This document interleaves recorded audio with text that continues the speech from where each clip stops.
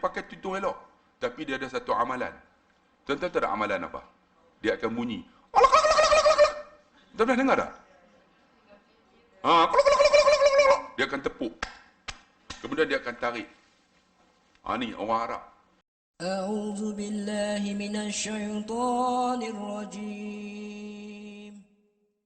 Assalamualaikum warahmatullahi wabarakatuh. Alhamdulillahilladzi arsala rasulahu bil huda wa dinil haqq liyuzhirahu 'ala ad-din kullihi wa kafa billahi shahida. Asyhadu an la ilaha illallah wahdahu la syarika lah. Asyhadu anna Muhammadan abduhu wa rasuluh sayyidul mursalin salawatullah wa salamuhu alaihim wa alaihim ajma'in. Rabbi syrah li sadri wa yassir li amri wahlul 'uqdatam min lisani yafqahu qawli. Subhanaka la ilma lana illa ma 'allamtana innaka antal alimul hakim. Amma ba'd. Kita sambung kuliah kita yang lama telah tinggal. Hampir Ogos, September, Oktober, 4 bulan dah, Masya Allah. Terlalu sibuk saya. Bulan depan pun tak ada juga. Bulan depan saya pergi umrah sebulan. Jadi kita sambung bulan Januari pun tak ada. Januari 14 hari bulan saya bertolak pula pergi umrah. Jadi insya-Allah Februari jumpa semula. Minta maaf kak. Januari 14 hari bulan tolak pergi umrah. Minggu ketiga memang tak ada sini. Di Februari lah. Tak apalah. Ustaz Abdullah Khairi ni kira tumpang-tumpang aja. Okey, kita sambung kuliah kita. Kitab Sakaratul Maut, muka surat 29. Perenggan yang ketiga. Okey, kita sambung menceritakan tentang kematian orang-orang yang beriman kepada Allah Subhanahu wa taala. Kita tengok ketika Nu'man bin Al-Munzir makan angin di sebuah taman. Dia berkata kepada Adi bin Zaid, seorang penyair jahiliah yang sangat terkenal. Apa kata Nu'man?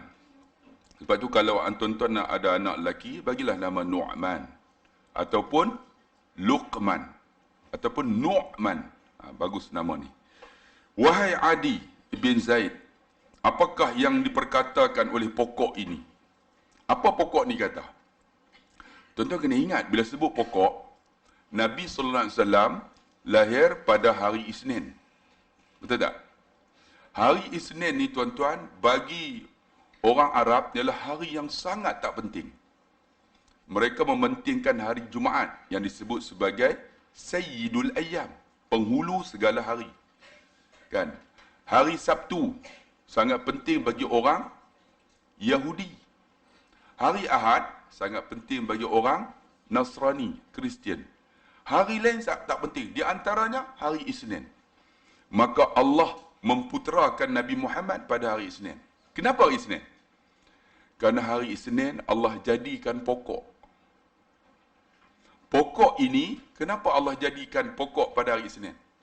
Kerana pokok itu dia mengeluarkan buah. Buah itu dimakan oleh manusia, maka buah itu memberi manfaat kepada manusia. Maka dikiaskan ulama, Nabi Muhammad lahir pada hari Isnin, dia memberi manfaat kepada makanan rohani manusia. Kerana pokok makanan jasmani, betul tak? Kita makan sayur, kita makan buah, makanan jasmani bagi sihat, kan? Sebab tu kena ada sayur, kena ada buah. Maka bila kita makan, di antaranya sunnah ialah memakan buah dahulu sebelum makan benda yang berat. Betul tak? Tuan-tuan makan nasi dulu kan makan buah kemudian. Kita orang Melayu makan buah kemudian. Silap tuan-tuan. Yang patutnya makan buah dulu. Maka dia akan memudahkan kita detox. Keluarkan ni, apa sisa-sisa makanan kita. Bila makan buah, kemudian baru makan benda yang berat. Maka Allah jadikan Nabi Muhammad makanan rohani kepada manusia. Sebab tu dia jadi pada hari Isnin, tuan-tuan. Allah puterakan Nabi Muhammad Isnin. Ni dia kata pokok ni. Apa pokok tu? Apa syair dia? Betapa ramai orang yang singgah di sekelilingku. Dia kata pokok ni kata, berapa ramai orang singgah. Kerana apa tuan-tuan? Kerana pokok itu ada cabang. Dan cabang itu ada daun. Bila daun mestilah rimbun.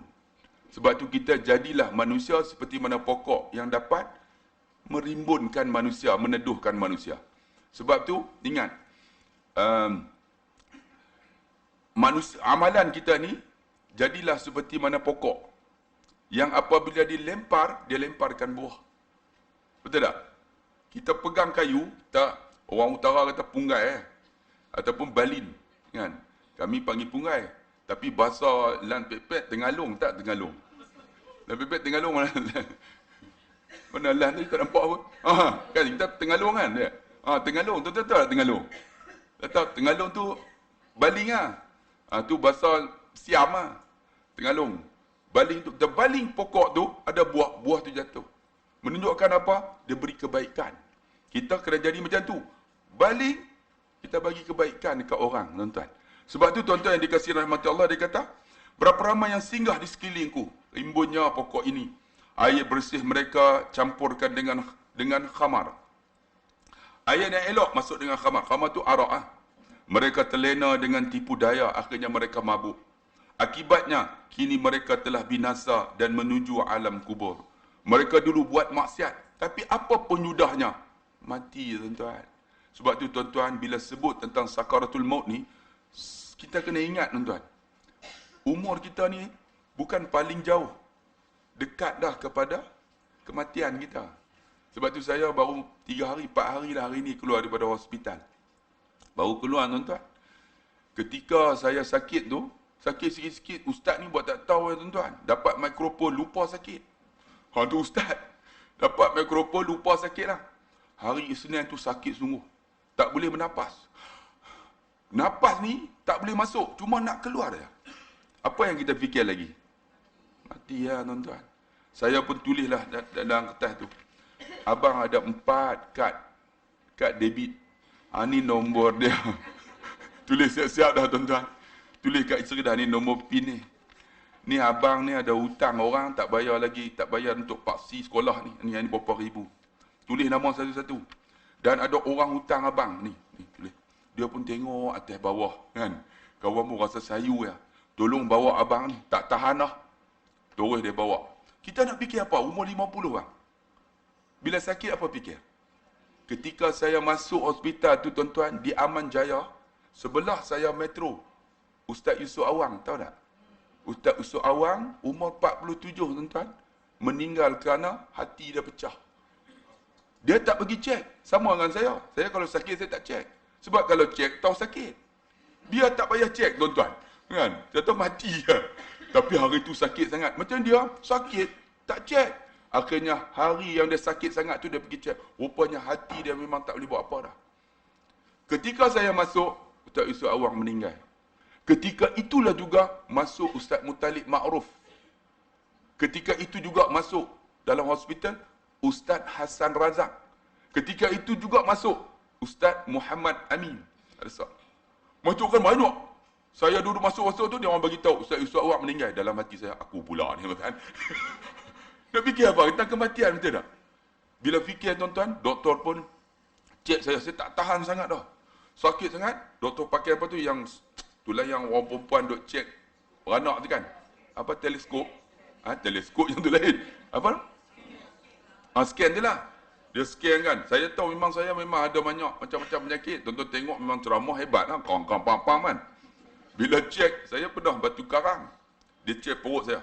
Dia tahu ustaz, perut ustaz bengkak. Saya duduk usah hati lah. Dia kata mungkin sama ada ulcer ataupun satu lagi. Saya duduk usah hati lah. Ya Allah, ni perut aku ni. Kepala perut dia cek hati pula. Udah ustaz, hati lemak penuh. Saya punya tension dah ni.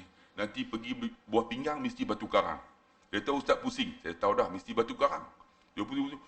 Batu punya banyak. Ya Allah, tahu dah. Ni lepas ni nak cek prostat pula ni.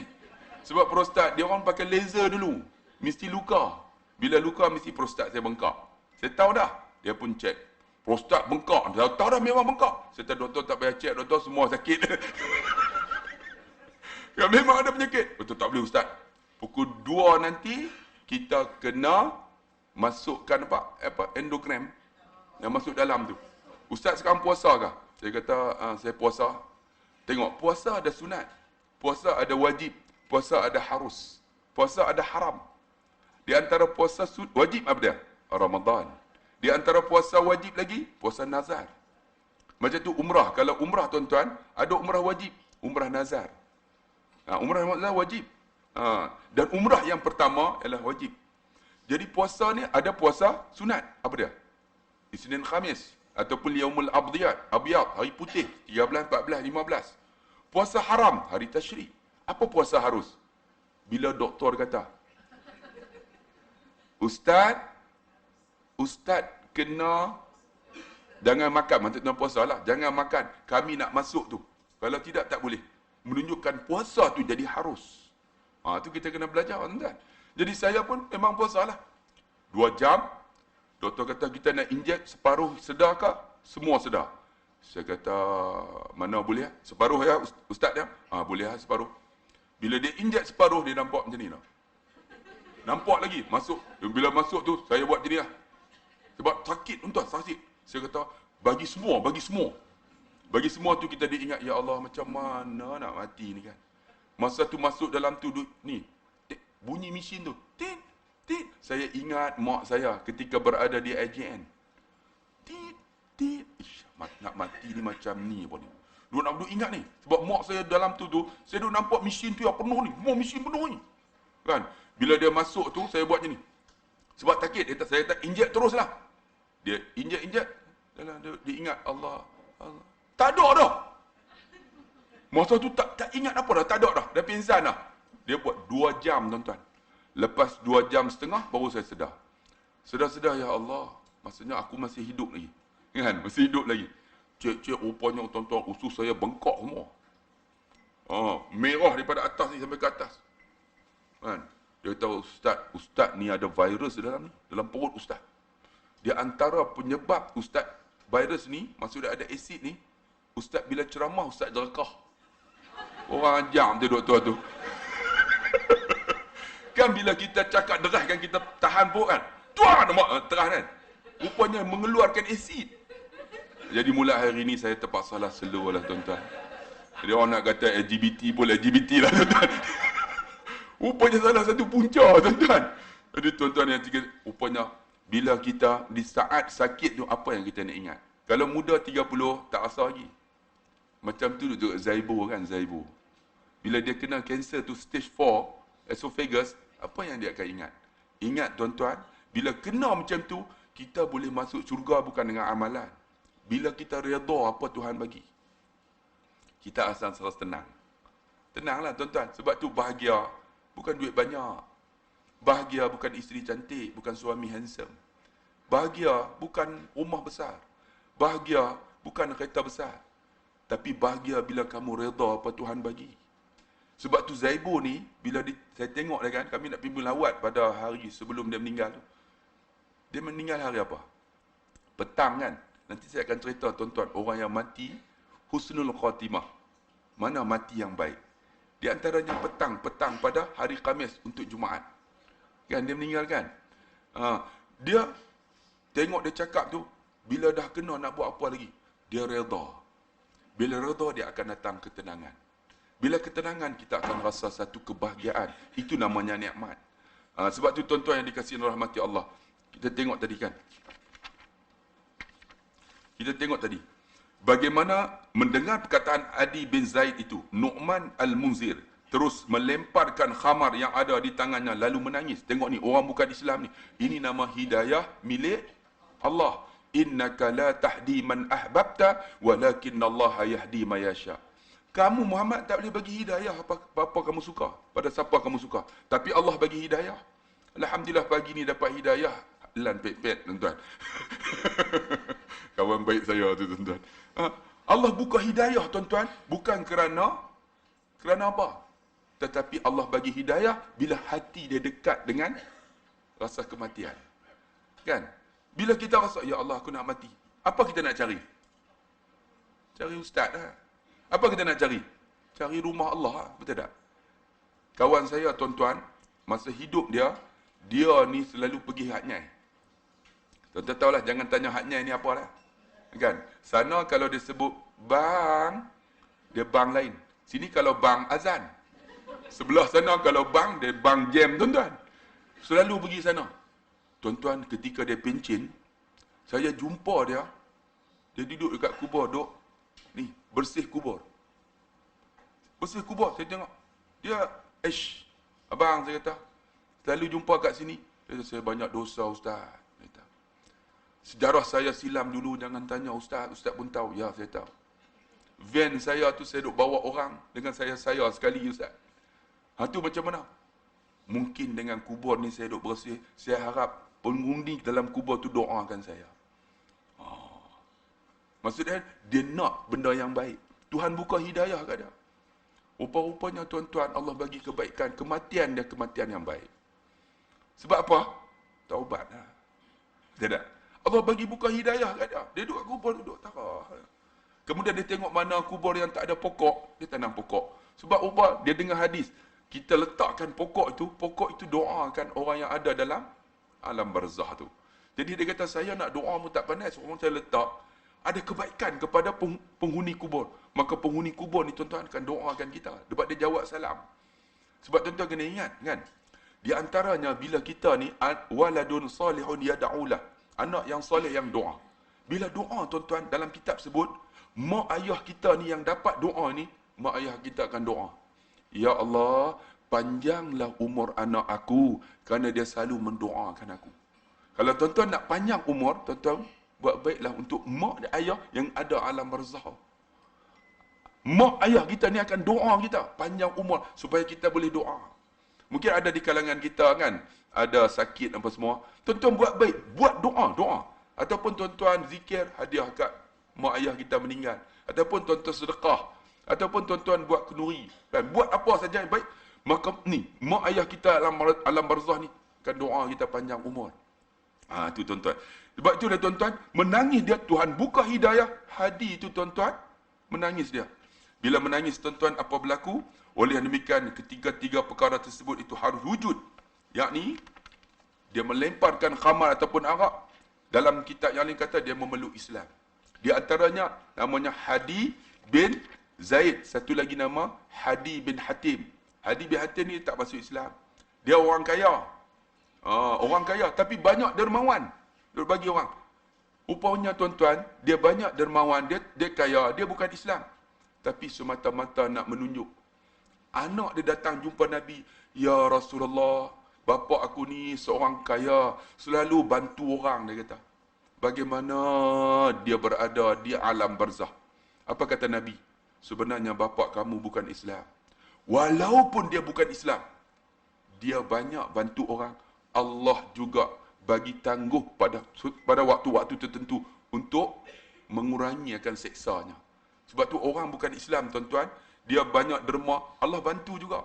Sebab Allah ada sifat Rahman wa Rahim. Begitu juga Abu Jahal. Abu Jahal tuan-tuan tahu tak? Hari apa dia diberhentikan seksa? Pada hari Isnin. Kerana dia pernah buat akikah kepada Nabi seekor unta. Maka hari Isnin ditangguhkan seksa kepada Abu Lahab. Bukan Abu Jahal, Abu Lahab. Abu Lahab bapa saudara Nabi kan. Itu pertama kali adalah mengingati kematian sehingga kamu berasa pening kerana sentiasa mengingatnya. Ini merupakan kesimpulan daripada bahagian pertama seperti yang telah disebutkan sebelum ini. Cuba kita tengok pula siapakah yang bersedia untuk saat kematian. Ahli sejarah menceritakan bahawa Maimun bin Mahran, Maimun ni nama orang lelaki sebab bin. Kita boleh namakan sama ada Maimun, untuk perempuan pun boleh. Maimun bin Mahran, seorang ahli abid ibadah yang zuhud lagi alim. Ingat dalam buat ibadah kita kena alim, kena ada ilmu. Ibadah jangan tak ada ilmu. Kalau tak ada ilmu, takut jadi sesat. Sebab tu dalam buat ibadah mesti ada ilmu. Sebab tu disebut dalam surah Al-Mujadalah kan, ayat 200, yarfa'illahu alladhina amanu minkum walladhina utu ilma darajat. Allah angkat darjat orang beriman. Itu orang ilmu berapa darjat. Maksudnya dalam buat ibadat mesti ada ilmu. Macam ni Maimun bin Mahran. Dia ni seorang ibadah zuhud pula. Zuhud ni apa? Zuhud, bila kita kata zuhud, orang jalan tunduk aja. Pakai baju pun Allah cap. Polo tak main lah. Kira cap tak ada cap lah. Kan, walaupun dia duit banyak, tu nampak zuhud lah. Kan, kereta pun KE20 lah. Saya pernah dulu naik kereta KE20, ada lagi. Bila start tu bunyi macam mana? Tu kak, geran pun nak kena tukar lah tuan-tuan. Tu nampak zuhud. Zuhud bukan rumah tak ada menumpang orang. Zuhud bukan kereta yang simple. Zuhud bukan baju yang murah. Zuhud bukan jalan tunduk. Zuhud ialah, zuhud tahu apa dah? Kata Imam Ghazali, ad-dunya fil yad. Dunia itu di tangan. Laisa fi qalbi, bukan dalam hati. Dunia di tangan. Biar rumah besar, tapi rumah besar itu rumah yang dibaca Quran. Rumah itu dunia, tapi rumah itu jadi akhirat. Tuan-tuan beli rumah besar. Saya jumpa Abang Lan kita kan. Kereta Mercedes. Dulu dia pernah kena tipu dengan perang. Kereta BMW sampai menangis dia. Semalam saya nak curi kereta dia pula tentang BMW tu. Ni, kereta biar besar. Tapi kereta tu datang rumah Allah. Kereta tu dunia, tapi kereta tu jadi akhirat. Nampak tak? Kita kena dunia. Dunia. Rumah besar tak ada masalah. Panggil tuan-tuan orang buat kenuri, buat tahlil. Baca, buat zikrullah. Rumah tu dunia, tapi jadi akhirat. Kereta besar tak ada, alhamdulillah, tak ada masalah. Tapi kereta tu datang rumah Allah, maka kereta tu jadi akhirat. Kereta datang majlis ilmu, kereta tu jadi akhirat. Tuan-tuan. Harta kita, tak ada masalah. Harta dunia banyak. Tapi dalam masjid ni, ada barang yang kita punya. Jam tu kita punya, aircon tu kita punya, kursi kita punya. Ini duit banyak, tapi duit tu dunia, tapi jadi akhirat. Sebab tu tuan-tuan yang dikasih, dia ni zuhud. Zuhud bukan jalan tunduk. Zuhud ialah dunia di tangan. Tengahlah dunia, tak tahu aja. Tapi bukan dalam hati, kita letak di hati, tuan-tuan. Bangun pagi duk fikir tentang rumah nak, kan? Tension ni tak. Dia duk tak tahu ya, dunia di tangan. Tapi jangan letak di hati. Dia alim pula. Telah menggali kuburannya di dalam rumahnya sendiri. Tengok orang yang ni. Yang ingat kematian, dia gali kuburnya. Tuan-tuan ingat ada seorang pelakon. Eddie Osmera. Dia tak kahwin sampai mati kan? Betul tak? Tuan-tuan tengok penghujung hayat dia macam mana. Dia gali kubur tuan-tuan depan rumah dia. Tuan-tuan dah cerita dah? Eddie Osmera kan? Dia gali kubur depan rumahnya. Bila ditanya, dia kata, bila tengok kubur itu aku ingat akan kematian, maka aku sedia untuk buat bekal. Eddie Osmera tu tuan-tuan. Bagus, orang yang baik. Dia tak kahwin sampai mati. Begitu juga dulu ada seorang kan. Bila bagi bab-bab lakon tentang ustaz, dialah pelakon. Dia di antara imam masjid dekat dengan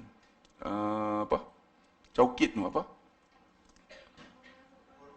Apa dah? Kampung Baru tu. Ingat tak siapa? Meninggal dah. Isteri kepada Wan Cik. M. Rojoli. Ni mesti orang filem ni tuan-tuan. M. Rojoli. Ingat tak M. Rojoli? Tuan-tuan tengok bagaimana penghujung hayatnya orang yang baik tuan-tuan. Walaupun dia lakon, tapi lakon benda yang baik. Boleh dapat nasihat lah. Begitu juga dia ni. Dia menyediakan kuburnya sendiri. Setiap malam dia masuk ke dalam kubur yang buatannya itu untuk membaca Quran sambil menangis. Tuan-tuan tengok. Orang buat persediaan. Dia masuk dalam tu, dia tengok Allah sempitnya baca Quran. Sebab Quran ni apa? Quran ni saya beritahu dah, peguam bela kita esok dalam alam barzah. Masuk saja, malaikat Munkar Nakir datang. Siapa yang akan jadi juru cakap? Peguam bela. Quran lah. Quran ni akan cakap, jangan soal wahai malaikat. Dia pernah solat. Siapa juru cakap? Quran. Sebab tu dia baca Quran dalam kubur ini. Dia jadi juru cakap kita. Jangan soal dia. Dia pernah puasa. Sebab amalan kita yang boleh jadi juru cakap ialah Al-Quran. Setiap malam dia menangis. Selepas itu, dia keluar dan berkata pada dirinya sendiri. Dia kata lagi, ini orang yang ingat. Inilah Maimun. Kamu telah kembali lagi ke dunia. Dia kata, masuk, keluar balik. Dapat balik, dia kata hidup semula di dunia ni. Oleh itu perbanyakkanlah dan segeralah beramal soleh. Kita banyaklah buat amal soleh ni, nak mati dah. Tapi boleh hidup lagi, Allah bagi kesempatan kat kita. Ada juga sebagian ulama. Ada juga yang lain, dia sedia macam mana? Sebagian ulama yang menyediakan kain kafan untuk dirinya di dalam rumahnya. Siap dah. Kain kapan untuk orang lelaki berapa helai? 3 helai. Kain kapan orang perempuan? 5 helai. Selalunya ganjil. Kenapa ganjil? Kerana Allah suka benda yang ganjil. Maka orang lelaki 3 helai. Saya nak tanya, kain itu dijahit atau tidak? Tak ada jahit, tuan-tuan, koyak aja. Dulu kita hebat masa hidup dunia kan. Allahu Akbar, jangan tanya. Tiba-tiba kita mati, tuan-tuan. Kain itu tak dijahit pun. 1 meter tahu berapa? RM4.5 aja. Tuan-tuan tengok hebat kita kah? Tak ada hebat. 3 helai kain putih. Ada orang nak kapan dengan kain ihram. Kan? Kain ihram tu yang bulu-bulu tu tak pernah orang kapan, tuan-tuan. Tak pernah. Sehingga ada satu cerita, tuan-tuan. Saya kadang-kadang buka dalam WhatsApp tu, orang cerita bagus juga. Ada seorang kaya. Dia cerita dalam WhatsApp, baca lah kan. Betul tak betul, tak tahulah. Orang kaya ni dia ada anak. Apa yang dibuat? Stokin dia. Stokin dia tu terkoyak di depan. Dekat ujung jari ni. Jari ni, ibu jari ni. Kan? Dia letak dalam almari. Ketika di saat dia nazak, tuan-tuan tahu apa orang kaya ni kata kepada anak dia? Wahai anakku, hartaku banyak, dia kata. Kamu faraid lah. Tapi aku nak wasiat dekat kamu, dia kata. Kalau aku mati, jangan lupa, dia kata. Tolong kapankan aku dengan stokin yang ada dalam almari itu. Kemudian orang kaya ni meninggal. Bila meninggal, tuan-tuan, dia pun keluarlah stokin tu. Stokin tu. Bila keluar stokin tu, tuan-tuan, ketika di mandi jenazah dah siap, nak dikapankan. Dia pun bagilah kepada orang yang nak kapan tu. Ayah, saya wasiat, tolong pakaikan stokin ini. Tuan-tuan tahu apa yang dibuat? Orang tak pernah kafan pakai stokin. Lalu kata ni, orang yang nak kapan ni, saya tak boleh untuk menerima wasiat ayah kamu. Stokin ni tak boleh pakai. Anak ni terduduk. Apa anak ni fikir? Ayah aku kaya, masuk dalam kubur, stokin tu pun tak bawa masuk. Rupanya ayah ni bagi pengajaran. Dia tak ingat duduk dunia ni, hebat macam mana pun, tak boleh bawa stokin yang buruk tu, yang berlubang tu, masuk dalam alam barzah. Anak ni menangis semua, tuan-tuan. Ini pengajaran, tuan-tuan. Sebab tu, ini orang yang bersedia. Menyediakan kain kapannya untuk dirinya, di dalam rumahnya. Sehingga setiap hari dia dapat melihat dan selalu mengingati kematian. Ingat mati ni bukan menakutkan kita. Supaya kita bersedia. Tuan-tuan kalau bangun ingat, ya Allah aku nak mati, ya Allah. Apa tuan-tuan akan sebut? Kurang-kurangnya Allah. Betul tak? Ya Allah aku nak mati, ya Allah. Allah. Jadi ya. Kurangnya sebut juga kan. Kalau tak ingat mati macam mana? Tak ada, habislah kita. Tuan-tuan. Ada lagi yang mengingati kematian dengan cara menulis tulisan-tulisan di dalam rumahnya. Tulis. Apa tulis dia? Ingatlah kematian. Janganlah pemutus segala nikmat. Ini mereka tulis. Letak untuk ingat kematian. Pemutus segala nikmat. Dengan demikian, dia sentiasa ingat dan kematian. Dan akan kematian. Dan di antara cara mengingati kematian, dengan menziarahi kubur. Sebab tu kita, tuan-tuan, kalau boleh, selalulah ziarah kubur. Sebab itulah tempat penghujung dunia ini. Kalau kata umur 50, kalau ikut Nabi, 63. Ada 13 tahun lagi. Kalau 60, ada 3 tahun lagi, tuan-tuan. Selalulah pergi ziarah, jangan lupa bagi salam. Assalamualaikum, ya ahlal diyar. Darul qawmin mu'minin, insyaAllah, wa inni bikum lalahiqun. As'alullahu lana walakum afiyah. Pernah dengar tak? Hafalah. Selalunya dekat kubur orang bubuh tu salam tu. Kalau tak ada, bagi salam macam ni. Assalamualaikum ya ahlul kubur. Kerana ulama kata, setengah ulama kata tak boleh. Sebab kita memang khususkan untuk mereka. Tapi yang boleh macam mana? Assalamualaikum ya ahlal diyar. Darul qawmin mu'minin insyaAllah wa inni bikum lalahikun. As'alullahu lana walakum afiyah.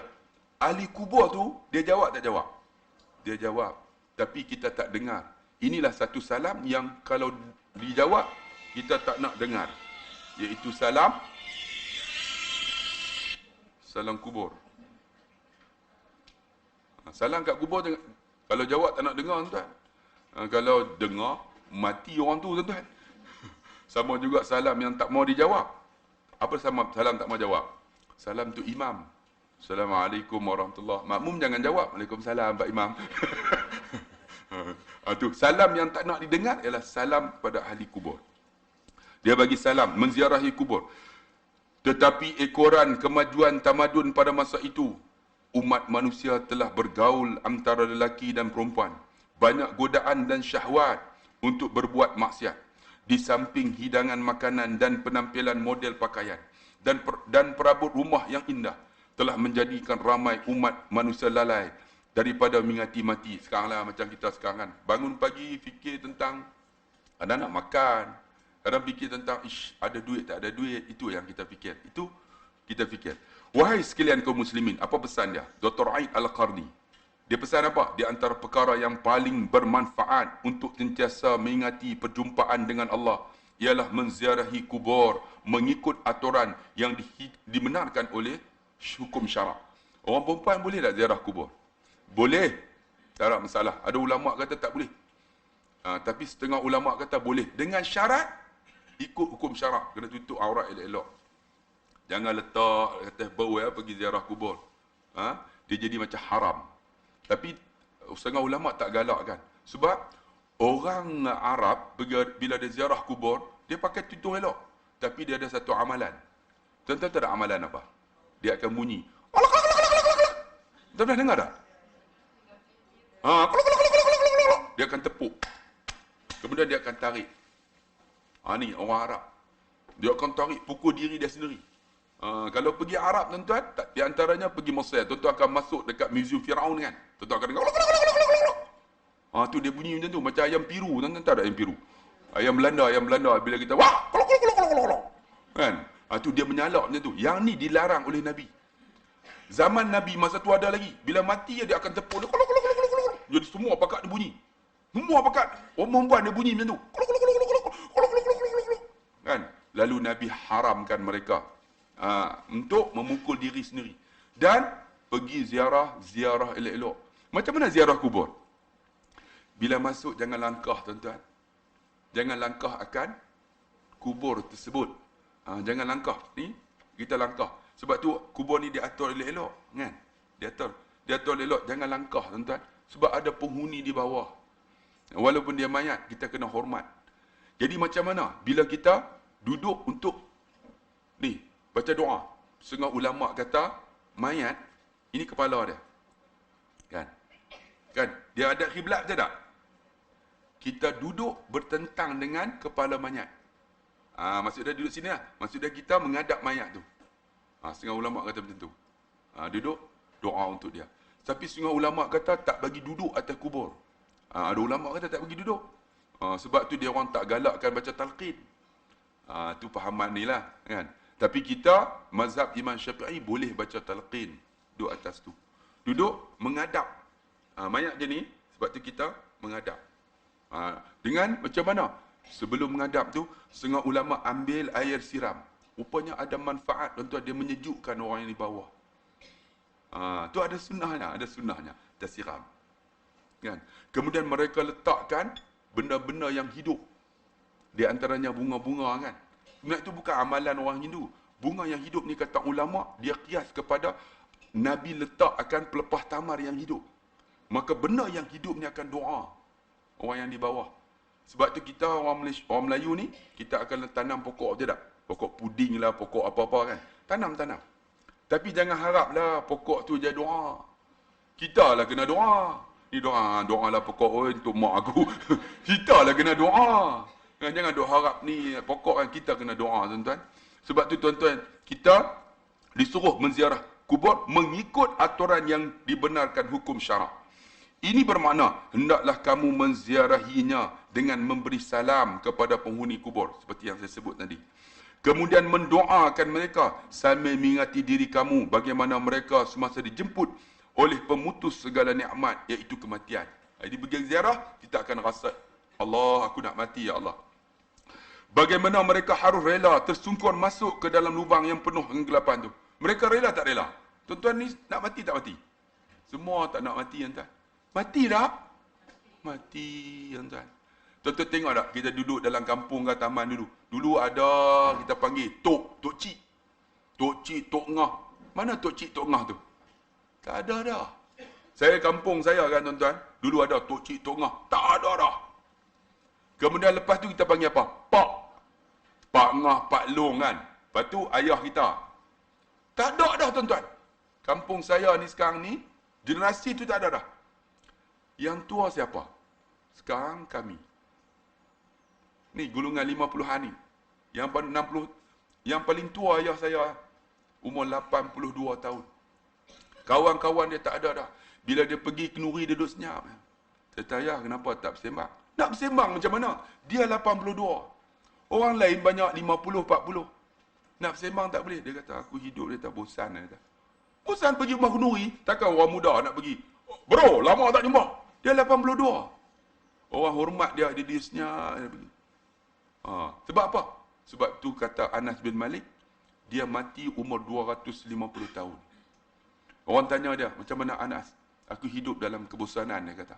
Tak bosan apa? Isteri dia kahwin mati. Sampai tak boleh kahwin. Kemudian anak dia mati habis dah. 250 tahun. Kemudian cucu dia mati dah. Dia tak mati lagi. Kemudian cicit pun mati dah. Dia tak mati lagi. Kemudian lepas cicit, cucot pun mati dah. Bosan tak? Bosan tuan-tuan. Rupanya macam mana bila bosan? Redha dengan kematian. Kita kena redha dengan kematian kita. Pasti akan mati. Sebab tu dia kata, mereka tersungkur bagaimana jenazah mereka dikeluar daripada rumah gedung istana. Padahal ketika itu mereka sedang makan dan minum, riang gembira bersama keluarga, memakai pakaian baru dan dalam keadaan gelak ketawa. Tuan-tuan tengok tak? 2-3 hari lepas, mereka download ada seorang umur dalam 40-an. Dia naik kereta revolver. Ingat tak dia tengah makan dekat restoran mamak? Tengok tak? Kan dia nak makan pasmur. Kemudian dia tengok. Kemudian dia letak meninggal. Tuan tengok tak? Tak ada, saya download kat tuan-tuan. Kan tengok tak? Teruk betul, WhatsApp pun tak ada apa. Semua berasap. Tengok tuan-tuan, dia orang saya tunjuk nanti kalau betul ni. Dia tengok duk makan ni, ambil duk. Rupanya malaikat duk tunggu lah. Saat dia macam mana? Nak bagi dia makan telan 2 kali dulu. Memang itu ketetapan. Allah dah tetap untuk dia. Dia sempat telan 2 kali, tak habis lagi. Kemudian dia pun tak. Mati atas meja tu. Orang buat tak tahu, orang ingat dia tidur. Kan? Last sekali pekerja tu pegang tuan-tuan, tak ada dah. Dia mati atas meja tu. Dia nak tak mati atas meja tu? Tak nak. Tapi nak tak nak, Allah dah tetap dah. Sebab tuan-tuan kena ingat, mati ni kita tak tahu bila mati kita. Kan? Kenapa mati kita? Mati dengan apa? Di mana mati kita? Kita tak tahu tuan-tuan. Bila tak tahu. Mungkin esok dengan duk ceramah ni kan. Saya tengok tak ada dah. Tuan-tuan. Ataupun tuan-tuan. Kan? Kita tak tahu. Ni, di mana? Di mana nak mati? Mungkin mati kat USJ. Mungkin mati di Mekah. Kita tak tahu. Bila mati tak tahu. Kan? Kenapa mati? Mungkin mati aksiden. Mungkin mati tak ada sakit apa, mati. Ataupun mati Allah bagi sakit. Sebab tu kalau orang Allah bagi sakit, yang tu lebih baik. Sebab ada peringatan. Betul tak? Ada peringatan macam kita Rasulullah tak mati. Takut tak ada preparation entah. Sebab tu disebut dia tak. Riang dia gelak ketawa, terkadang mereka mati dalam keadaan memandu kereta mewah, memegang jawatan terhormat dan pelbagai kalangan menyambutnya dengan penuh gembira. Masa hidup hebat kan, orang sambut. Bahkan terkadang mereka sedang mendiami rumah mewah yang dikelilingi pegawai pasukan keselamatan, lalu mati, tuan-tuan. Tidak hanya itu, terkadang seorang mati semasa dikelilingi orang ramai untuk menyambut kejayaannya. Malangnya kematian menjemputnya dan kemudian umat Islam mengemumikannya di sini. Tuan-tuan pernah tengok tak? Kalau tengok dalam YouTube kan, dia tulis tu saat kematian menjelang. Ada yang tengah duk menyanyi saja tak? Nyanyi boom jatuh. Kan? Ada yang tengah baca Quran. Ingat tak? Yang qari di Indonesia tu, dia sebut Tabarakalladzi biyadihil mulk wa huwa ala kulli syai'. Alladzi khalaqal mauta wal hayata liyabluwakum ayyukum ahsanu amala. Dia sebut tu. Alladzi khalaqal mauta. Ni tak boleh baca dah. Wal hayata dan habis juga. Liyabluwakum rupanya maksud dia apa? Sesungguhnya maut itu kematian dan hidup itu untuk menguji kamu siapa yang lebih baik amalannya. Mati dengan baca ayat tu. Tengok tak? Nak tengok apa WhatsApp pun tak ada. Sebab tu saya nak cerita tuan-tuan sebelum kita sambung ni. Ada 10 tanda orang yang mati husnul khatimah. Habis tu pukul 10 kita berhentilah. Sejam je. Banyak-banyak pun tuan-tuan dapat semua. Bukan dapat semua pun. Dapat sikit pun jadilah kan. Di antara 10 tanda. Pertama, orang yang mati baik husnul khatimah, iaitu ia dapat mengucap di penghujung hayatnya la ilaha illallah. Boleh sebut. Allah sebut dalam Quran, man kana akhiruhu kalamihi la ilaha illallah dakhalal jannah. Ni hadis riwayat Abu Daud. Apa kata Nabi? Siapa yang akhir kalamnya, kan, dia sebut la ilaha illallah, dakhalal jannah, dia jamin masuk syurga. Jadi kalau kita nak tengok orang tu mati dalam keadaan baik, macam mana? Dia boleh sebut la ilaha illallah. Sebab tu saya duk kata dah, kalimah ini yang boleh sebut, kalimah lain tak boleh sebut lah. Sebab tu masa hidup kan, siapa yang pertama kali dengar kan, selulah la ilaha illallah, la ilaha illallah, kan, kita muka mula kan. Kalimah tu yang boleh sebut. Kalimah lain, subhanallah, memang masa mati mulut kita tak boleh muncung nak. Tuan-tuan pernah tengok ada orang meninggal? Kan, memang dia tak boleh, tak pernah orang yang nak meninggal tu. Subhanallah. Tak boleh dah, tak pernah. Tak pernah tuan-tuan dia dia tak boleh dah, cuma dia boleh buka aja. Sebab kalimah tu yang boleh sebut, lidah aja bergetar. La ilaha illallah. Dia tak? Tuan-tuan buka sebut. Nak mati tu.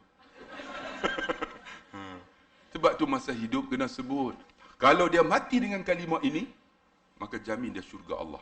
Yang kedua, ketika mati dia tuan-tuan, keringat keluar. Peluh-peluh. Yang tu jaminlah dia. Kata Nabi, al-maut mu'min. Orang yang mati ni orang beriman. Bi'araqi, keringatnya. Jabain, keluar di dahinya. Jabain.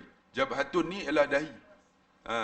Jabain, maksudnya orang yang mati, orang beriman, keluar keringat, berpeluh.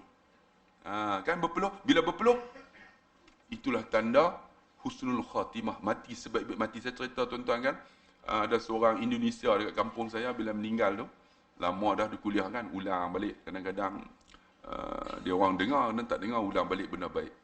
Saya disuruh untuk mandikan jenazah dia.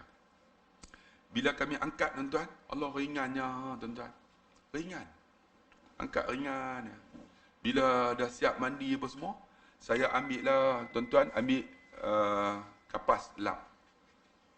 Duduk di muka tu lap lah. Kan, bila lap, tiba-tiba keluar. Saya ingat tuan-tuan, air yang saya lupa lap. Lepas tu ambil lap lagi. Bila lap, nampak ni, berpeluh ni. Kemudian saya tanya dia, Kak, apa amalan suami kakak? Ustaz, suami saya banyak dosa kan Ustaz? Menangis dah. Dia tak sebut. Kemudian saya panggil isteri dia, cium. Tak ada masalah tuan-tuan. Tuan-tuan nak cium, mayat tu bukan batal wudu. Mayat bukan nak semayang dah. Yang batal wudu siapa? Orang yang cium. Ciumlah, tak ada masalah. Cium lah. Mana nak tahu dia bangun balik? Ada orang tu tak boleh cium. Ciumlah suami kita. Ciumlah. Cium dahi dia. Bang, meninggal lah bang. Siapa nak jaga saya?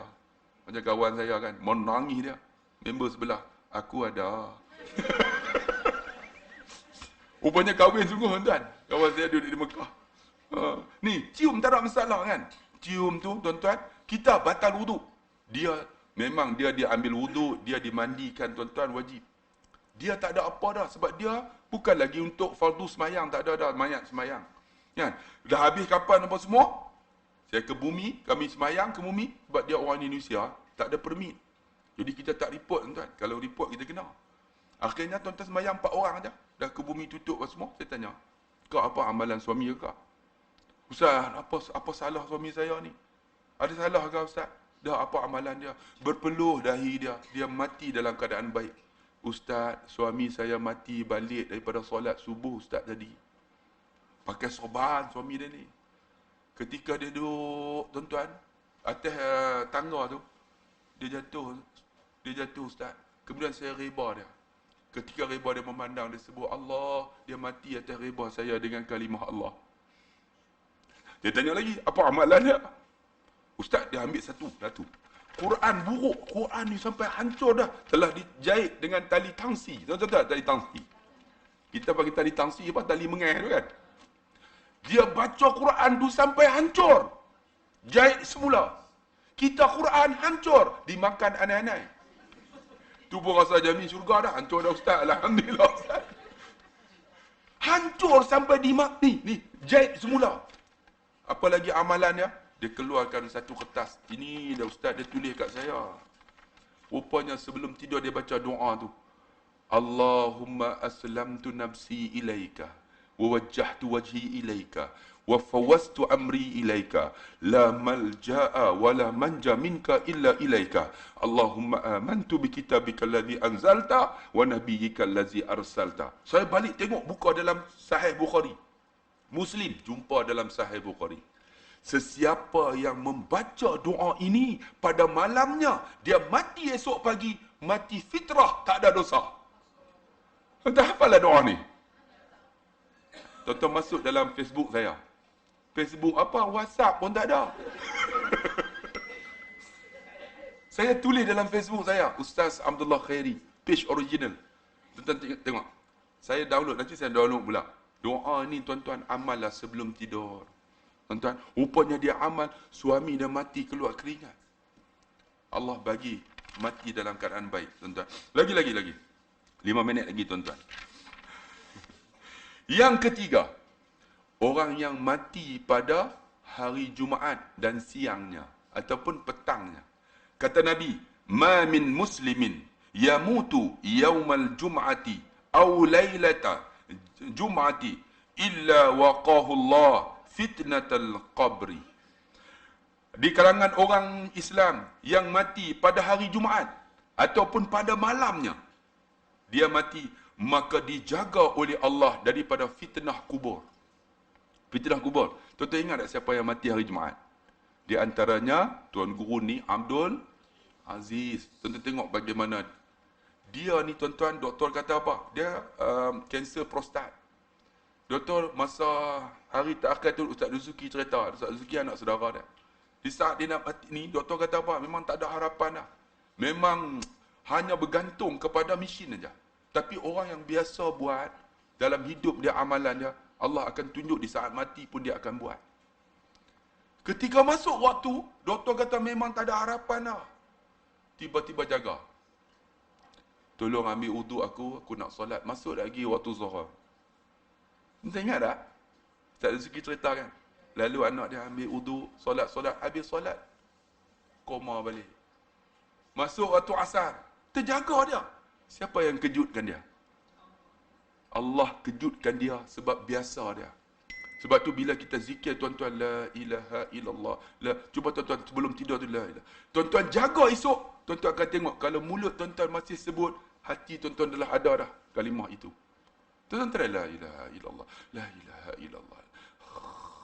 Tidur kan? Lepas tu tuan-tuan jaga, tuan-tuan akan datang balik kalimah tu.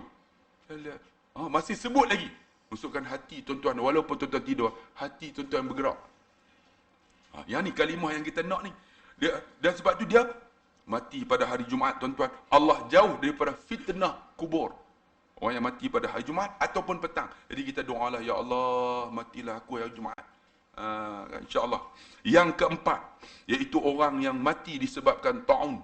Ta'un kan? Kata Nabi sallallahu alaihi wasallam daripada Bukhari, at-ta'un syahadatul likulli muslimin.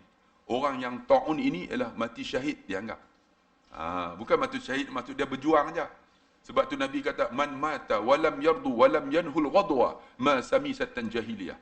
Barang siapa yang mati pada malamnya tak niat untuk mati syahid, dia mati jahiliyah. Sebab tu kita nak mati tu niatlah, ya Allah. Bentak mati, mati eloklah. Di antaranya niat aku nak mati syahid, ya Allah. Di antaranya mati syahid adalah mati sakit ta'un. Yang kelima, iaitu sakit yang berhubung dengan perut. Perut, itu bila itu sakit perut tu, nampak dah nak mati dah. Kan? Sakit berhubung dengan perut. Kata Nabi dalam Sahih Muslim, "Wa man mata fi batni fahuwa syahid." Dia kata, siapa yang mati penyakit daripada perut, tak kiralah kanser perut ke, apa perut lah. Kan? Perut pecah ke, kan? Maka dinamakan juga mati syahid. Sebab tu syahid dia banyak. Tapi syahid ini namanya syahid kecil. Syahid ni ada dua. Syahid besar. Syahid besar. Syahid besar ialah syahid fi sabilillah. Berjuang dengan orang bukan Islam tu. Kemudian dia terbunuh. Maka itu syahid besar. Ini syahid kecil. Iaitu ta'un. Yang kelima. Kerana tenggelam. Yang keenam. Kerana tenggelam ataupun jatuh daripada bangunan dan tebing yang tinggi. Kan? Dia duduk bekerja-kerja, tiba-tiba jatuh. Ataupun tebing tinggi. Ataupun tenggelam. Itu juga disebut syahid. Syahid kecil, tuan-tuan. Jadi, ingat tak bomba baru ni 5 orang kan? Meninggal dunia. Kalau ikut tu, tuan-tuan, dari segi prosedur tu, memang ikut prosedur. Tapi Allah nak ambil nyawanya. Nak boleh kata apa? Mereka turun, tuan-tuan, pakai tali. Ada pelampung. Kan? Diikat. Apa yang berlaku, tuan-tuan? Ayat itu paras ni aja. Kalau ikut memang tak mati punya. Rupanya bila ayat itu turun, saya tanya seorang pegawai bomba, dia yang menyiasat kes ini, dia di antaranya timbalan Net Chancellor, tuan-tuan, di Universiti UPSI. Jumpa baru ni forum, dia kata, Ustaz, kalau ikut orang panggil SOP bomba ni memang tak akan lemas. Sebab 5 orang. Kan? Rupanya ayat itu bila turun, dia jadi bergulung. Dia gulung, dia jadi slow. Ni, yang ni, kecepatannya 200 km per hour. Lebih laju daripada kereta kita. Kereta kita 200, 180 kan. 220 kan. Ini 200 km. Masuk seorang, rupanya tali itu berbelit. Masuk belit semua nak selamat macam mana? Yang atas nak tarik tak boleh, 5 orang. Dia nak tarik macam mana 5 orang? Akhirnya mati. Entah. Mati mereka ini syahid. Dianggap sebagai syahid kecil. Yang ketujuh, mati jalan dakwah. Mati itu saya doa sangat, ya Allah, kalau nak mati pun biar mati atas ni.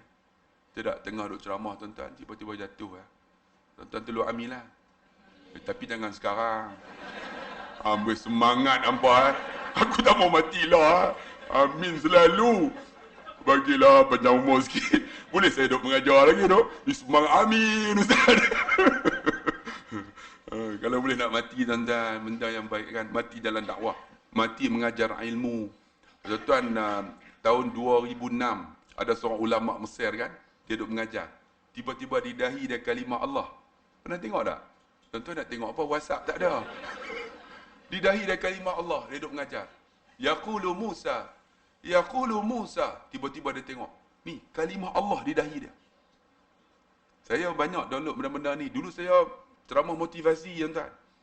Bila saya ceramah, saya boleh bagi orang menangis. Saya tunjuk gambar-gambar ni kat budak-budak. Ada yang budak-budak 20 tahun dah. 20 tahun dah tinggal. Ustaz, kami insaf kerana tengok gambar Ustaz.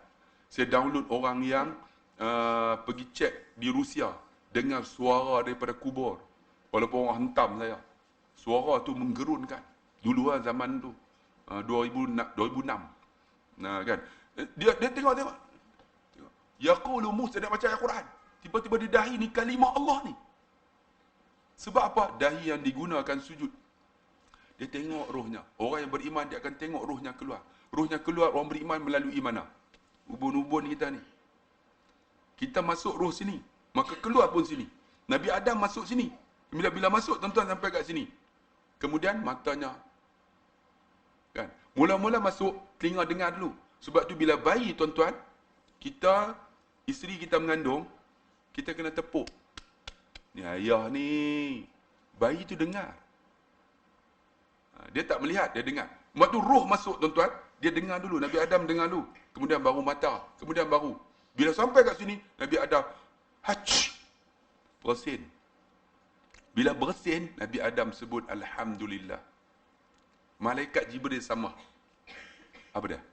Yarhamkallah. Nabi Adam jawab balik. Yahdina yahdikumullah. Kemudian malaikat jawab balik. Fa aslihu balahum. Tuan-tuan pernah dengar tak? Ataupun tuan-tuan bersin. Excuse me. Ni kena jawab. Malaikat daripada Adam, Nabi Adam dia bilang, dia sebut Alhamdulillah. Yarhamkallah. Yahdina yahdikumullah. Fa aslihu balahum. Tu kena tu. Sebab tu kalau kita semayang kan, Hashim. Alhamdulillah. Tak batal semayang. Member jawab. Yarhamkallah. Pak Imam. Yahdina yahdikumullah. Tak batal semayang. Sebab tu bila bersin, tak batal semayang. Ada tak bersin selain daripada Hashim? Bismillahirrahmanirrahim. Hamad. Ada tak? Ataupun tengok Makcik Rokiah. Mana ada bersin sebut Makcik Rokiah? Hashim saja tak batal semayang. Alhamdulillah. Yarhamkallah. Yahdina. Yahdikumullah. Tuan-tuan. Sebab tu tuan-tuan yang dikasih, roh masuk. Masuk sini dan akan keluar melalui sini. Tu orang yang beriman. Dia tengok rohnya. Nanti boleh kalau tuan-tuan tengok. Dalam type aja mati dalam husnul khatimah. Dalam YouTube. Banyak tuan-tuan. Yang ke-8. Wanita yang melahirkan anaknya. Dia lahir anak, dalam hadis kata, dia lahir, dia meninggal. Jamin dia syurga. Sebab tu orang yang lahir anak ni, di antaranya disebut sebagai suku daripada kematian. Sebab tu kalau boleh tuan-tuan, bila nak melahirkan anak, jangan suruh operate, keluar kot pintu. Sebab tak sakit, betul tak? Dia orang, malas ustaz, operate lah. Lepas tu ambil pula tarikh-tarikh penting. Bagi sama tarikh lahir. Tarikh lahir. Saya Alhamdulillah anak saya 3 orang sama tarikh lahir. Tapi bukan plan pun. 15 hari bulan 9. Birthday saya. Anak saya pun sama. 3 orang. Jadi bila sambut, rugi tuan-tuan. Kek 1 lah. Rugi. Tulis nama sampai 3 lah. Rugi. Tu dia orang plan tuan-tuan nak lahir. Okay. 27 Oktober katalah. Kan? Dia orang operate. Rugi tuan-tuan tak rasa. Kematian sakit yang kata suku daripada kematian tu. Orang yang lahir kan, dia akan rasa sakit bagaimana. Tapi sakit orang perempuan pun, isteri saya kan masa lahir saya tengok saya pingsan. Tengok keluarkan air kutuban tu, kan air yang macam danor kan. Kalau tak apa lagi, doktor gunting. Tengok tak? Doktor gunting tu darah keluar plup. Doktor kata, Ustaz, kami duk kalut dengan isteri Ustaz dah pingsan.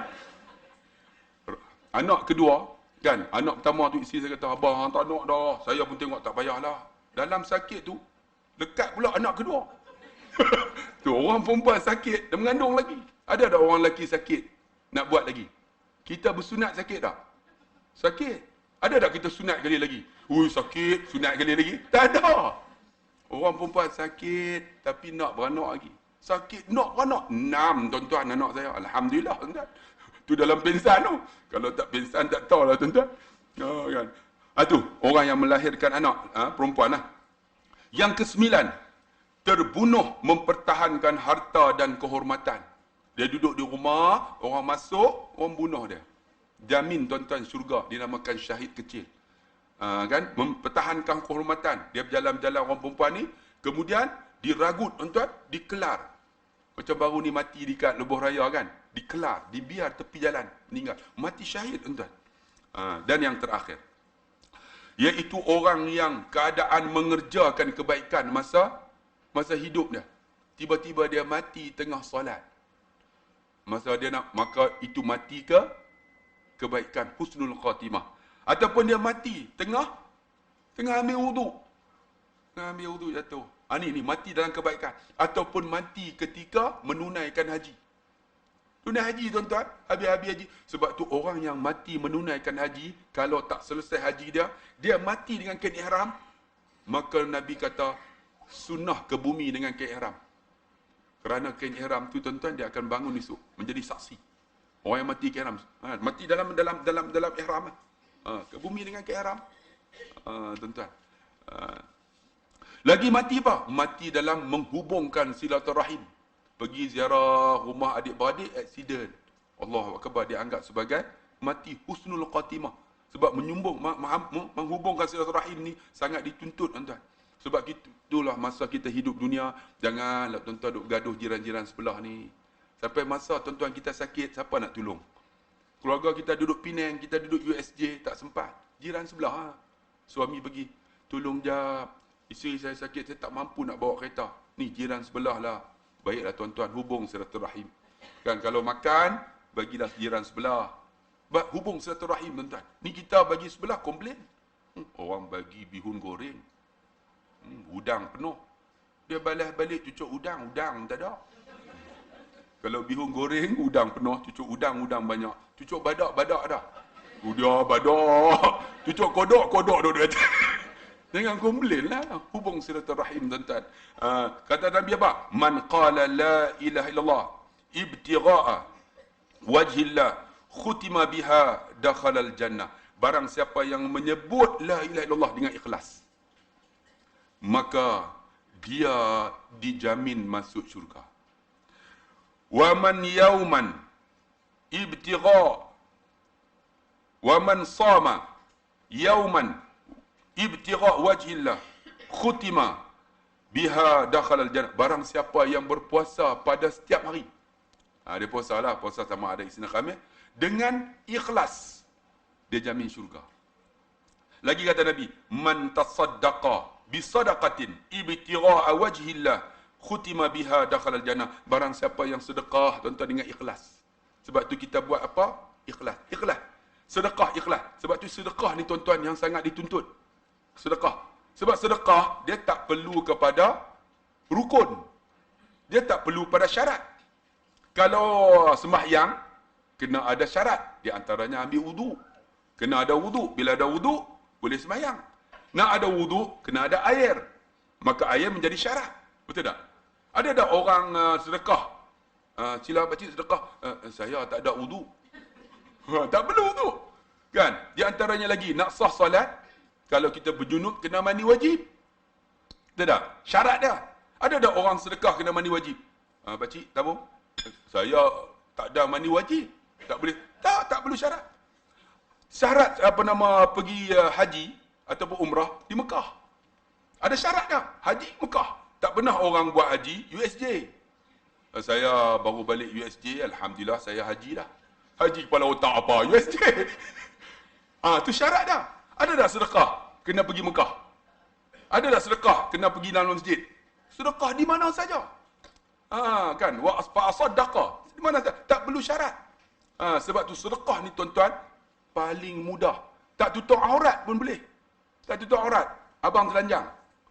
Sedekah. Tak ada masalah. Sampai malaikat pun terkejut. Nak buat pahala apa ni kan? Duduk telanjang. Boleh sedekah. Dapat pahala. Tapi jangan duduk telanjang sedekah pula kan? Duduk berak boleh. Duduk berak tabung lalu. Lambung kan? Kat atas tu. Dapat pahala juga. Sebab dia tak ada syarat. Sebab tu Allah sebut dalam surah Al-Munafiqun ayat 10, Allah kata apa? Wa anfiqu mimma razaqnakum. Mereka menafkahkan apa yang kami rezeki pada mereka. Kan? Ingat tak? Wa anfiqu mimma razaqnakum min qabli an ya'tiya ahadakumul maut. Sebelum datang akan ajal mereka. Sebelum mati ni sedekah. Mereka infak. Kan? Kemudian dia kata apa lagi? Fayaqula, mereka berkata, Rabbi, wahai Tuhan. Fayaqula Rabbi, laula akhartani ila ajalin qarib. Kalau boleh, tolong perlambatkan mati ni, dia kata. Tolong perlambat ni. Nak mati ni, minta bagi lambat. Apa ibadat nak buat? Bukan dia kata salat. Fa'aqimus salah, ya Allah, aku nak semayang, ya Allah. Fatasawmu Ramadan, aku nak puasa, ya Allah. Wa atau aku nak keluar zakat. Tapi dia kata apa? Fa'asaddaqa. Aku nak sedekah ya Allah. Sebab apa? Sedekah ni pahala besar. Ni nak mati kan ni, nak mati ni. Tolonglah ya Allah, tangguh saya. Aku nak sedekah ni. Fa'as-sadaqah. Kalau kita mengaji bahasa Arab, fa'as-sadaqah tu perintah. Aku nak buat ni. Aku nak buat fa'as-sadaqah. Wa akum minas salihin. Aku orang soleh lah. Menunjukkan kalau nak soleh, sedekah kena ada. Fa'as-sadaqah. Sebab sedekah mudah. Apa yang kita bagi, itulah kita punya. Apa yang kita punya, bukan kita punya. Dan ingat, apa yang tuan-tuan bagi, itu tuan-tuan punya. Apa yang kita punya, bukan kita punya. Apa yang ada, bukan kita punya. Saya pernah tuan-tuan, hebat dan sedekah ni, tengah duk makan. Datang orang buta, pakai spek. Saya tengok-tengok buta, ambil semua bagi. Tiba-tiba dia melintas jalan, tak pakai spek dah. Alhamdulillah, Allah sembuh muta dia, tengok. Rupanya penipu, tuan-tuan. Dalam hati, hebat sedekah aku, tuan-tuan. Dia pakai spek, minta kita bagi. Rupanya tak buta, tuan-tuan. Allahu Akbar. Itulah kehebatan sedekah, tuan-tuan. Apa yang kita bagi, rupanya itu kita punya, walaupun dia tipu. Apa yang kita punya, bukan kita punya. Pernah saya, tuan-tuan, kita Allah bagi aja kan. Bagi ada seorang anak yatim. Dia main saya anak yatim, dia tunjuklah, saya pun bagi lah. Bila bagi, tuan-tuan, rupanya murah rezeki. Ada seorang profesor tu telefon. Ustaz boleh tak datang tempat saya? Tolong Ustaz, tolonglah ni ramai dah ada ni. Ustaz tu tak datang, ganti boleh tak? Saya kata, boleh, saya free. Saya pun pergi lah. Pergi, kita tolong kawan lah. Sebab dia pensyarah saya masa sambung master dulu kan. Jadi kita pun bagi ceramah. Dia pun nak bagi sampul. Saya tak payah, Prof. Dulu Prof jadi tok guru saya, bagi ilmu. Saya tak pernah bagi sampul kat Prof pun. Kita tak? Tak payah, dia bubuh juga. Bila masuk dalam ni, susah nak keluar dah, tuan-tuan. Kan kita, tak apa. Terima kasih, balik. Saya balik, saya sangkut baju. Isi saya ambil. Bang, ni sampul ni. Dalam hati saya 200 ya. Ambil lah, yang. Ambil yang lah. Kata, abang tak nak tengok lah. Ambil lah. Ambil Allah. Ambil. Dia pun ambil. Hari tu Allah, ada servis punya bagus. Allahu Akbar, saya tengok bagus semua, senyumnya. Habis-habis saya tanya, dalam sampul tu dah berapa? 2,500. Habis tu senyum, tuan-tuan. Aku dah silap dah, tuan-tuan. Ingat 200, rupanya 2,500. Tuan-tuan, pada hari ni jangan 2,500 lah, ada apa kedua lah, tuan-tuan. Sejam lawak. Jadi insya-Allah lah setakat itulah, tuan-tuan. Semoga ada manfaat kita pada pagi ini. Bismillahirrahmanirrahim. Alhamdulillah Rabbil Alamin. Wabihi nasta'in ala umur dunia wad din. Wassalatu wassalam ala rasulillahi khairul amin. Wa ala alihi wa sahbihi ajma'in. Allahumma faqihna fid din. Wa alimna ta'wil. Waj'alna min ibadika salihin. Allahumma zidna ilma. Warzuqna fahma. Allahumma nawir qulubana binuri hidayatika. Kama nawartal arda binuri syamsika abadan abada. Birahmatika ya arhamar rahimin. Ya Allah, ampunlah dosa kami ya Allah. Jika sekiranya kami berdosa, ya Allah. Ya Allah, hapuskanlah, ya Allah, amalan-amalan kurafat, amalan-amalan yang tak elok pada diri kami, ya Allah. Jadikan hati kami salim untuk bertemu denganmu, ya Allah. Ya Allah, di samping itu, ya Allah, kami nak berdoa untuk keluarga kami. Ya Allah, bukalah hidayah untuk suami kami, isteri kami dan anak-anak kami. Ya Allah, Allahumma hdina wahdi qaumana fa innahum la ya'lamun. Kerana hidayah itu milikmu, ya Allah. Bukan kami punya, ya Allah. Bukalah pintu hidayah untuk isteri kami, suami kami dan anak-anak kami. Jangan kau jadikan isteri kami, suami kami dan anak-anak kami sebagai ujian kepada kami, ya Allah. Kerana dosa kami pun kami tak mampu nak tanggung, ya Allah. Bagaimana kami nak tanggung dosa isteri kami, suami kami dan anak-anak kami? Bukalah pintu hidayah untuk mereka, ya Allah. Di samping itu, ya Allah, kami masa hidup ada seorang perempuan ini, ya Allah. Masa hidup perempuan ini, ya Allah, dia melahirkan kami sehingga terkoyak akan isinya, ya Allah. Kami tak mampu balas, ya Allah. Maka ampunlah dosa perempuan ini, ya Allah. Ya Allah, masa hidup perempuan ini dia mengandung kami sehingga pecah akan kulit perutnya, ya Allah. Kami tak mampu balas jasa dia, ya Allah. Ampunlah dosa perempuan ini, ya Allah. Masa hidup perempuan ini, ya Allah, dia memakaikan pakaian kepada kami ketika kecil, tak pernah jemu, ya Allah. Di saat dia meninggal, ya Allah, kami tak mampu beli kain kapan untuk kami kapankan dia, ya Allah. banyaknya dosa kami, ya Allah. Ampunlah dosa kami dan dosa perempuan ini, ya Allah. Masa hidup perempuan ini, ya Allah, dia memandikan kami tanpa pernah jemu, ya Allah. Dia menyucikan najis kami tanpa pernah merungut, ya Allah. Di saat perempuan ini sakit, ya Allah, kami tak mampu, ya Allah, angkat jasadnya untuk kami cuci najisnya, untuk kami mandikan dia. Ya Allah, ampunlah dosa kami dan dosa perempuan ini, ya Allah. Perempuan ini, ya Allah, ketika hidupnya sibuk menguruskan kami sehingga tak sempat untuk pergi ke tempat-tempat ilmu, ya Allah, untuk belajar. Tak sempat pergi masjid untuk salat berjamaah. Hebohnya perempuan ini kerana kami, ya Allah. Ya Allah, ampunlah dosa kami dan dosa perempuan ini. Perempuan yang kami maksudkan itu ialah ibu kami, ya Allah. Ya Allah, ampunlah dosa ibu kami, ya Allah. Ampunlah dosa ibu kami, ya Rahman. Ampunlah dosa ibu kami, ya Zal Jalali wal Ikram. Ya Allah, kami juga masa hidup ada seorang lelaki, ya Allah. Masa hidup lelaki ini bergadai bergolok dia untuk beli sehelai baju raya, ya Allah. Di saat dia meninggal, ya Allah, kami tak mampu untuk mengapankan dengan kain kapan yang kami beli sendiri daripada tangan kami, ya Allah. Ampunlah dosa lelaki ini, ya Allah. Lelaki itu, ya Allah, ketika hidupnya, ya Allah, membonceng kami ke sekolah ke mana saja tanpa pernah jemu, ya Allah. Ketika lelaki ini meninggal, ya Allah, kami tak mampu untuk mengusung jenazah dia, ya Allah. Alangkah dosanya kami pada lelaki ini, ya Allah. Ya Allah, masa hidup lelaki ini, ya Allah, sibuk dia dengan urusan dunia, ya Allah. Sehingga, ya Allah, dia tak sempat, ya Allah, untuk mengumpulkan harta untuk sedekah, ya Allah, untuk buat benda baik, ya Allah. Ya Allah, lelaki yang kami maksudkan itu ialah ayah kami, ya Allah. Ampunlah dosa ayah kami, ya Allah. Ampunlah dosa ibu dan ayah kami, ya Allah. Jika mereka berada di alam barzah, keluaskan kubur mereka sejauh mata memandang, ya Allah. Jangan seksa mereka, ya Allah, disebabkan kami, ya Allah. Jadikan kami anak yang saleh, ya Allah. Allahumma ja'al qabrahum rawdatan min riyadil jinan wa la taj'al qabrahum hufaran min hufarin niran. Allahumma rabbana atina fid dunya hasanah wa fil akhirati hasanah wa qina adzaban nar wa qina adzaban nar wa qina adzaban nar. Alhamdulillahi rabbil alamin. Kalaulah tuan-tuan dapat mengalirkan air mata. Air mata ni padam api neraka kita, tuan-tuan. Dan air mata yang kena pada jasad ni, Allah haramkan neraka Allah Subhanahu wa taala. Sapulah, tuan-tuan. Sekian, wabillahi taufiq wal hidayah. Wassalamualaikum warahmatullahi wabarakatuh.